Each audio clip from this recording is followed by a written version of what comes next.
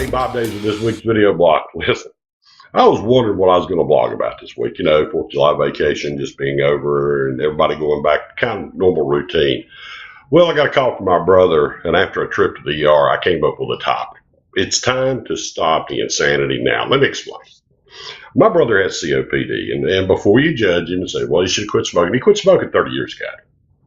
But my brother called me yesterday morning and told me he was having chest pains, he was hurting, and he had a lot of pressure in his chest. And I told him, hey, I'll come over and take you to the emergency room. He said, well, I don't know about that. They're going to ask me for a $300 co-insurance when I get to the emergency room. I told him, don't worry about it. It's an emergency. They'll have to see him. Now, on my way over, I was thinking, maybe I could just take him to urgent care.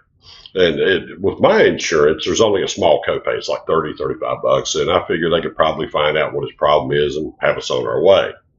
Well, there's a great urgent care right up the street from me. And they provide excellent care. I've used them a number of times, and they're really, really good.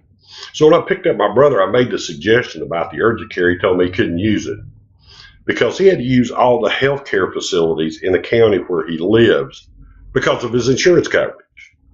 Now, if he had used my suggestion, he'd have had to pay an out-of-network location.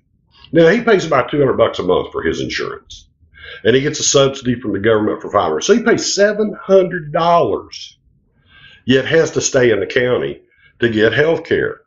So, we get over to the ER, and they took him back really quick. You complain about chest pains, get you to the front of the line. A young lady from admissions came around later, reviewed his information, and sure enough, she asked him for $300 co-insurance pay. My brother told her that he didn't have it. She made him sign a promissory note that they could bill him for it. Well, listen, I think hospitals should be worried about the patients first and worried about, how they're going to get paid.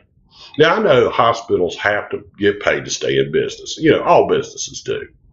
But most hospitals are not for profit. They worry more these days about the bottom line instead of the patients, many of them. And if they're worried about their bottom line, why are they spending so much money advertising to get people to come to their hospital?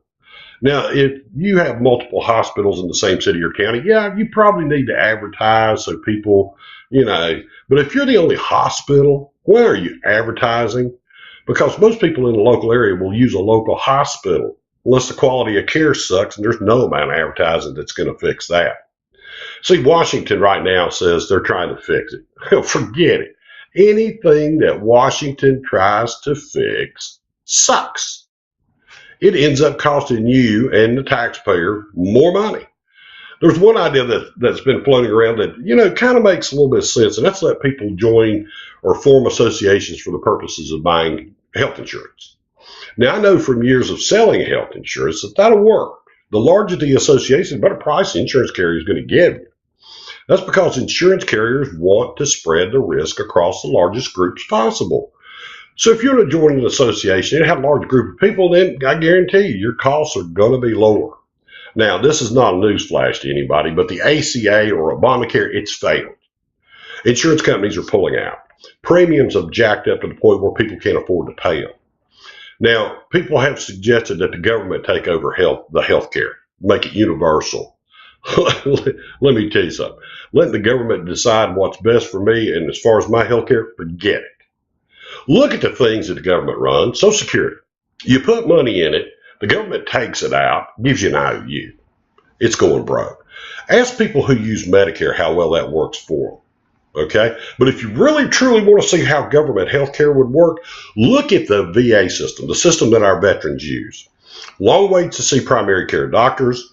Listen, I'll give you a good example. I was going to have a cataract removed from this left eye. I had to wait 3 months to get an appointment at the eye center at the VA hospital. Then it was going to be 3 more weeks to talk to the doctor who would do the surgery. And right before my appointment, they called me and said the doctor was going on vacation. I was going to have to wait another 3 or 4 weeks. So I was getting ready to come back to North Carolina for the summer, so I just told them, forget it.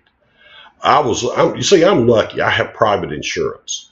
And all I did was call an eye doctor my mother used, an eye surgeon, and within 3 weeks I had the cataract removed and I was doing the follow-up care. But unfortunately, most veterans don't have that option. They have to wait. I know they've started a program called VA Choice, and I'm a participant in the VA Choice program. But doctors, private doctors, don't accept it because of the time it takes to get their money and how much the VA is willing to pay them. Okay? As I close, I got a suggestion for the President of Congress. The next program that you pass, live under it and see how you like it.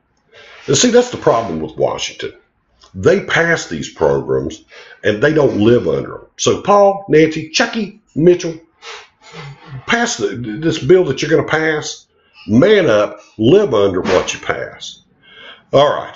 I'll get off my soapbox for now. I need to go check on my brother and see how he's doing at the hospital. Listen, if you agree or disagree, please like, share, and comment on our Facebook page. That's my blog for this week, my video blog for this week. Take care, God bless, and we'll see you next week.